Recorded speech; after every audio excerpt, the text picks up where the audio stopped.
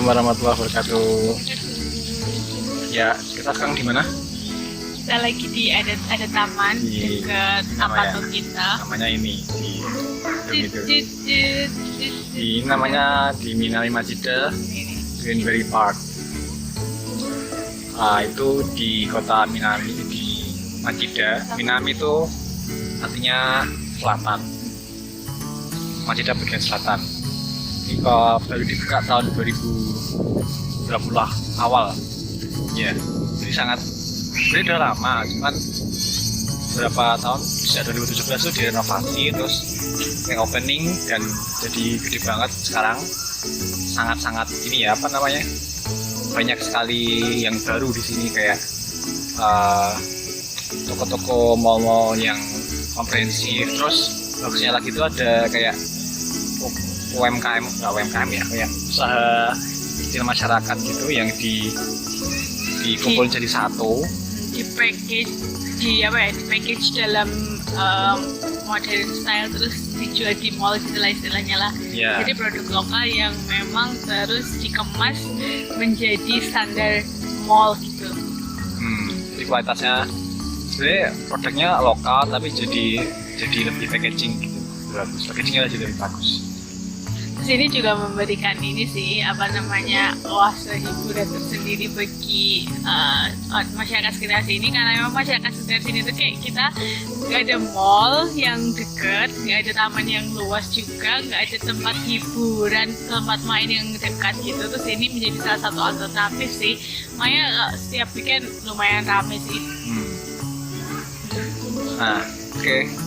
Kali ini kita mau sharing tentang serba-serbi kehidupan sekolah S3 di sini. Nah, kita kebetulan sedang menempuh S3 di kampus yang sama di Tokyo Institute of Technology atau High-tech. Tokyo Tech. High-tech itu istilah singkatan zaman dulu sih sebenarnya. Nah, sekarang Tokyo Tech. Pernah juga TIT dulu. TIT itu kayak mirip MIT gitu. TIT pernah. Tapi sekarang idiomnya sekarang itu Tokyo Tech. Nah, kalau saya sekarang menginjak tahun kedua. Kalau istri tahun ke satu. Jalan 8 tahun, 8 bulan. 8 tahun. Ngeri. Ya, gimana kesan-kesannya selama 8 bulan pertama ini di S3? Sebenarnya belum ada 8 bulan sih aku. Sebenarnya kayak official studentnya kan aku dari April. Tapi kan udah di lab sejak Iya, bulan tapi aku udah di November, lab Desember. sejak awal tahun lah, ya gitu lah. Jadi kita mau sharing-sharing kalau misal ya sebenarnya tentang kehidupan lab itu memang sangat tergantung sama style supervisor, style sensei masing-masing, tergantung riset masing-masing.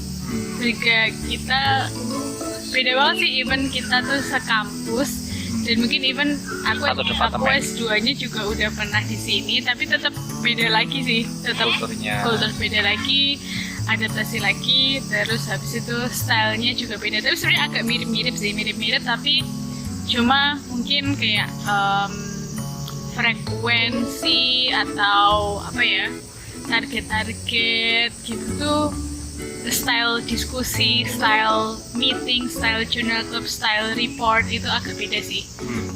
Tapi untuk misal tentang apa ya, pemahaman tentang keilmuan atau scientific gimana thinkingnya itu mirip-mirip sih. Mirip ya. Cara membangun sensei Beda kulturnya lah ya. Ya, yang beda tuh Karena teknis juga sih. itu tergantung personality-nya masing-masing kan ya.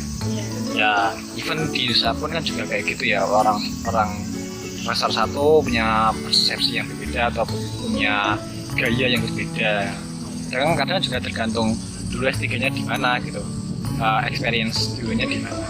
Nah, kalau udah biasa di Eropa mungkin stylenya beda sama yang dulu lulusan di Asia, misalnya di Jepang atau di Korea gitu, atau Asia Timur lainnya. Nah, Terus sebenarnya ada yang merasa beda nggak? Maksudnya kira-kira apa yang membedakan S3 di Jepang sama S3 di negara lain kan, di Indonesia lah minimal.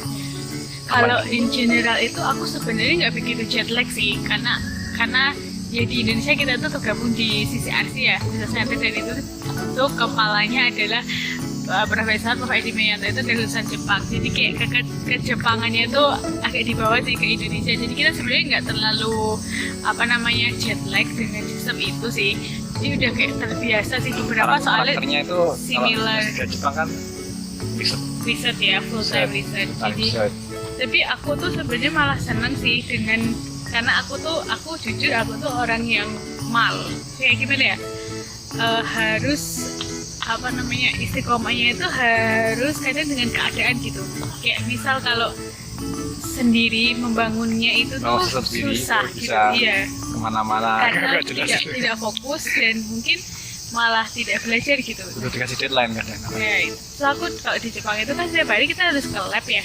Kita harus ke lab dan kita harus pikir setiap hari. Nah itu aku jadi terpicu untuk belajar sih, karena aku orang yang kalau misal ya kalau di Eropa gitu, nah nggak yang apalagi yang course space gitu, mungkin aku jadi belajarnya kayak cuma pas mau ujian, mungkin kadang-kadang gitu bisa jadi aku ya tipe kayak gitu sih. Jadi aku ya lumayan enjoy sih dengan sistem di sini, dengan setiap hari datang ke lab. Jadi aku tipenya itu kayak cepat banget sih luntur ke ilmuanku, kayak wawasanku tuh kalau nggak dipupuk terus itu gampang banget luntur. Kayak aku kemarin belajar apa, sekarang udah lupa gitu kemarin apa sih intinya, ya ada sih yang nyambung dikit-dikit, tapi kayak keseluruhan detailnya tuh sampai kadang nggak inget loh aku tuh. Jadi sampai segitunya. Iya, jadi kadang kayak detailnya itu nggak inget semua, nggak bisa mengingat semuanya. Tapi kalau di sini karena setiap hari ke lab, jadi masih terus itu dipikirkan gitu. Jadi terjaga gitu istilahnya sih kalau aku tuh. Gitu. Iya. Nah, aku kalau intinya berapa kali sekali? Nah itu loh kan dari sisi aku nih, kalau dari Mas gimana sih? Kalau dari saya sebenarnya labnya beliau saya S1 S3 di Jepang ya. Dulu pernah postdoc di Pittsburgh di Amerika. Jadi kalau gaya learning tetap masih di Jepangan juga, maksudnya ya gaya tipikal usia ya generasi 10 tahunan, jadi kurang lebih masih gaya Jepang dulu yang kayak bisa dikatakan disiplin tingkat tinggi gitu lah aja. Apalagi kalau lab saya kan mostly mayoritas cowok ya, jadi kalau memperlakukan sistem ketat itu nggak masalah karena ya cowok gitu, maksudnya nggak ada merasa ada kasihan sama ceweknya gitu, nggak ada gitu. Jadi ya tegas gitu. Dan jam kerjanya kalau lab saya itu dari 9.30, ini sebelum pandemi, nggak mungkin ada ya, sebelum pandemi itu 9.30 harus sudah di lab. Dan kalau nggak di lab pada saat itu ya pasti adalah kayak ditegur sama senior gitu. Mungkin secara tidak langsung ya. Nah langsung sih kalau saya. Jadi benar-benar langsung tanya, kamu kenapa nggak datang jam segini? Kenapa kamu telat? Itu benar-benar ditanyain gitu. Dan itu mungkin kalau bagi saya kadang kayak frontal gitu. Sebenarnya kalau dulu saya di Indonesia kan ya pernah juga menegur sebagai seorang senior ya, tapi itu ya nggak sefrontal itu mesti ada pendekatan emosional yang akan saya bangun terlebih dahulu. Misal kayak saya mesti merasa ada positive thinking, mesti dia ada sesuatu gitu. Kalau di sini tuh enggak, kalau saya itu langsung negatif gitu intinya. Saya merasa pertanyaan itu tendensinya negatif gitu, enggak yang ada dia menanyakan memiliki positif thinking terlebih dahulu gitu. Tapi ya so far it's okay. Iya. Dan 9.30 kan baru mulai ya. Nah pulangnya itu kalau lab saya bisa 1 pagi. Kalau saya nggak suka kayak gitu sih. Terus saya paling maksimal itu pernah jam 11 malam itu. Saya nggak mau lebih dari itu jauh itu. Tapi kalau walaupun seringnya sih jam 8 ya. Nggak mungkin lah. 9. Lebih jam 10 kalau normalnya saya itu. 10 malam. Saya kadang sedih sekali pada waktu belum Pulang. aku mulai S2, aku Kayak. belum mulai S3, maksudnya aku belum mulai S3, jadi tinggal seharian, terus pulang-pulang udah capek, terus diajak ngobrol juga, Ya itulah. tinggal capeknya, terus Tapi itu common sih, maksudnya working time kayak gitu tuh di sini biasa gitu ya, yang ya normal namanya kayak gitu. ya Ya. kalau tempat aku sebenarnya setnya itu kalau officialnya tuh kayaknya jam 10 sampai jam 5 sih. Itu is a must-nya itu jam 10 sampai jam 5 sore. Tapi ya in fact kalau Sama yang aja. belum corona juga sama aja itu. Yeah. Tapi kalau karena aku cewek dan aku udah jadi istri, Jadi beliau paham itu gitu. beliau paham dan nggak apa-apa sih pulang jam 5 gitu. Tapi memang Kayak, kadang gitu. ya itu juga sih ada pergolakan batin karena semua orang masih heboh dengan risetnya di lab gitu, terus aku udah terus gitu, tapi sebenarnya nggak apa-apa juga gitu. Makanya kayak ya mungkin target aku nggak sama kayak target yang lain gitu, kayak mereka Sehari harus ngerjain sekian gitu. gitu, aku nggak yang kayak gitu, jadi aku Tapi ya balik lagi, kita kan PhD ya. jam Iya. Kalau kita kan PhD, jadi targetnya itu jelas gitu. Ada minimal kalau tempat saya 1 paper publish, harus publish. Publish apa set lupa sih. Antara berapa set pokoknya 1 itu. Jadi ketika progres gitu, katanya masih kayak gini-gini, pasti sensei akan mengingatkan, kamu nggak bakal bisa lulus kalau kayak gini. Gitu terus. ya itu Jadi tuh, masalah jam kerja dulu ya gitu ya, jam kerja. Terus ini sih kalau aku dulu dinai sebenarnya juga sebenarnya jam kerja juga jam 10 sampai jam 5, tapi kadang kita itu terpengaruh sama sensei, jadi culture di situ tuh tergantung sama sensei. oh iya. Tahu sendiri kan kalau orang Jepang itu kalau sensei belum pulang masih Kita nggak- segan pulang, Iya, padahal itu enak kayak pulang. udah nggak jelas sih di lab itu sebenarnya kayak udah Cuman nggak duduk-duduk iya doang dulu, gitu. tapi tetap nggak mau pulang sebelum saya pulang gitu. Kalau di Nice dulu juga agak gitu sih, tapi bisa nyolong pulang karena Kong-kali-kong. apartemennya Oh iya dekat apartemennya ya. deket, jadi kayak Sama udah temen. pulang dulu kayak makan terus mandi kayak gitu, terus sebenarnya nanti lagi. kalau mau balik ke lab ya balik kan cuma 5 menit ya jalan kaki, tapi kalau nggak balik tinggal minta temen bisa di magnet gitu sih. Tapi di sini ya nggak bisa karena patonya jauh juga. Kita malah cerita negatif terus dari tadi. Iya nanti Seakan-akan nggak ada bahagianya gitu. ya, nanti bagiannya Iya, iya. gitu. That's the Terus first thing that we really want to share. nanti kan juga bahagia karena aku tertuju belajar setiap Oh hari iya. juga. Itu Salah bahagia satu ya. positif sih. Ya ini mix aja ya kita random. Terus itu sih udah itu ya masalah jam kerja. Lanjut masalah tentang mungkin tema riset dari siapa ya, tema risetnya dari siapa gitu dulu. Kalau saya dulu sebenarnya dikasih topik riset dulu awalnya, tapi kemudian saya diskusi lebih lanjut karena saya merasa ada topik-topik yang ingin saya dapatkan di sini.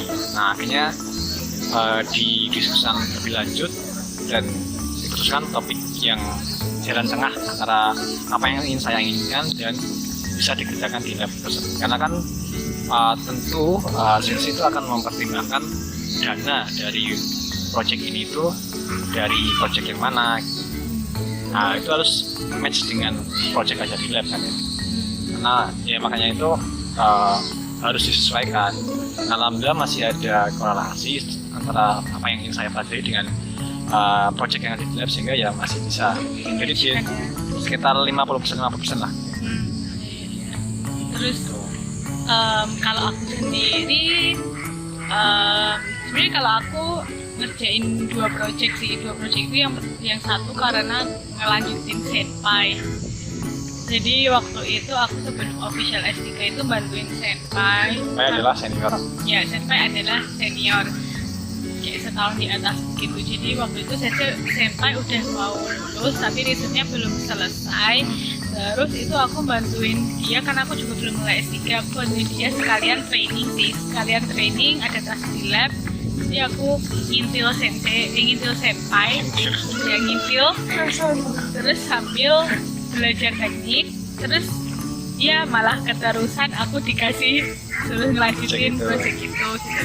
Ya aku juga seneng sih belajar Sekarang udah banyak gitu. mau submit Ya alhamdulillah udah drafting paper, second author. tapi Padahal baru berapa second bulan. author Saya aja belum dapat sama sekali loh. dapat rezeki second author, tapi ya aku masih banyak tahu yang disuruh konfirmasi banyak hal gitu ya, meskipun terus jadi on projectku agak terlantar sementara ini karena covid juga. Waktu itu karena covid terus kayak terbatas kan waktunya, jadi aku disuruh fokus ke yang project Satu standby dulu. dulu gitu.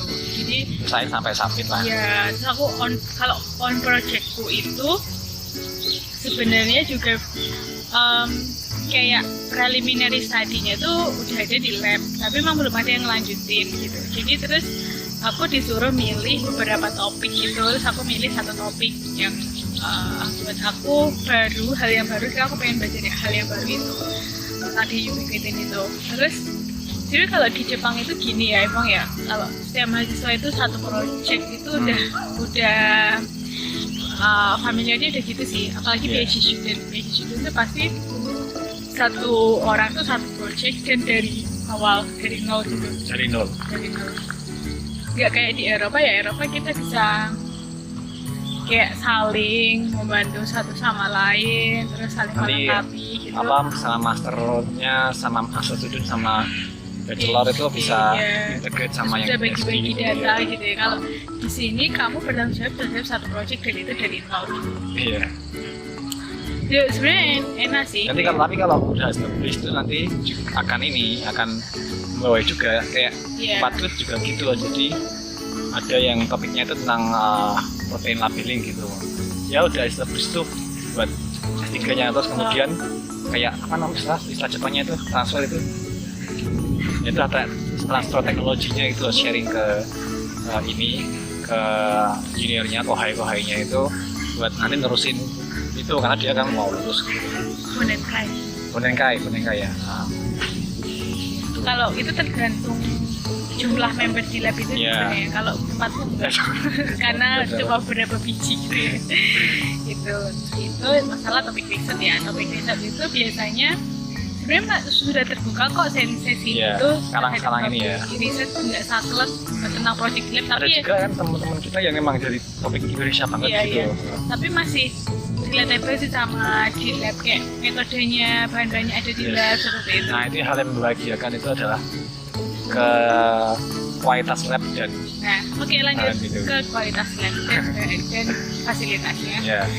Oke, dan itu yang paling menyenangkan sih. Jadi kita itu kalau Adanya riset reagen adalah hanya riset tanpa ada tekanan itu Iya. mungkin menyenangkan sekali. reagen di Indonesia kita bisa inden 3 bulan, 2 bulan, sampai kita lupa apa yang kita beli ya. Benar-benar lupa apa sih kemarin kita pesan apa ya, Oh, tapi iya. kok tiba-tiba datang ini gitu ya. Kalau ini tuh Kalau di sini tuh pesan pagi, siang itu sudah datang. ya Wah, itu sangat menyenangkan sekali. Terus setiap hari itu ada supplier bahan yang datang ke Iya. lab, dan itu benar-benar ngecek. Jadi di lab itu ada namanya kayak sheet gitu list lah, sheet yang, apa buku yang kosong apa pemesanan bahan sheetnya ya. habis gitu Ya, misalnya. buku pesanan bahan. Terus nanti supplier itu datang dan itu Siapa? sendiri apa namanya udah nanti kayak langsung gitu ngecek, terus nanti langsung datang barangnya gitu. Tapi nanti tagihannya juga lewat administrasi yang lain Administrasinya. gitu. Jadi kayak udah otomatis itu gitu. Terus suppliernya tuh banyak, tapi nggak saling apa ya, ada permasalahan gitu Iya. satu sama lain. Oh, iya, Jadi, benar-benar. iya, jadi company itu banyak loh. Kita tinggal nulis di pemesanan buku itu mau company Nggak apa, tahu. company apa itu yang, nggak akan yang kita crash. lihat sih nggak saling sikut ya, Iya. tapi nggak tahu di Enggak kok, belakang. kayaknya enggak. Aku juga kayak pesan ini padahal di supplier itu ada loh, tapi milih ini gitu. Jadi tuh nggak ada crash sama sekali, nggak ada konflik, nggak ada loh. Itu benar-benar profesional semua gitu. Itu sangat Ya itu karena mereka pabrik-pabriknya semua di sini, kayak ya. Duako itu kan lokal punyanya Jepang. Tuh. Terus apa lagi ya? Bahkan kalau Nakala, misalnya gitu. yang produksi luar negeri, kayak suppliernya tuh udah punya stok sih. Iya, karena pabriknya juga di Jepang kan. Ya. Jadi makanya cepat. Tapi ada juga yang antibody CST kayak USA gitu, tapi mereka udah stok memang kayak udah beli. Oh, dari suppliernya. Iya, sebenarnya itu udah nyetok gitu, jadi kita nggak perlu menunggu Oh, gitu. iya. Kalau misal high ini, Ya semoga high sih, demand, kit demand. semoga sih Indonesia juga next time bisa gitu juga ya, karena kan dengan adanya pandemi itu mulai sadar nih pemerintah kayak PCR agent itu Ya, primer. ternyata lama ya sampai seminggu. Nah ini moga-moga tuh sadar lah ininya, ada negosiasi perdagangan yang ya seenggaknya kan kayak ibaratnya selama ini kalau Sigma Merck itu kan selalu membuat base-nya tuh di Singapura. Paling terdekat di Indonesia ya Padahal Singapura tuh ya. pasarnya yang gede itu malah bisa jadi Indonesia yang potensial itu, karena jelas-jelas dari Banyak populasi, universitas. dari populasinya dan segala-galanya sekarang kan, bahkan kayak fakultas-fakultas yang tidak domain kesehatan tuh paling tentang obat gitu akhirnya. Pertanian agronomi. Jangan sebetulnya cuma lari Itu merinci. yang apa maksudnya? Oh sih ya. Nah, Ya, beberapa artinya- produk pertanian sudah dimasuk. Ya itu. Ya. Semoga jadi ibroh untuk ini ya, perkembangan riset di Indonesia juga ya.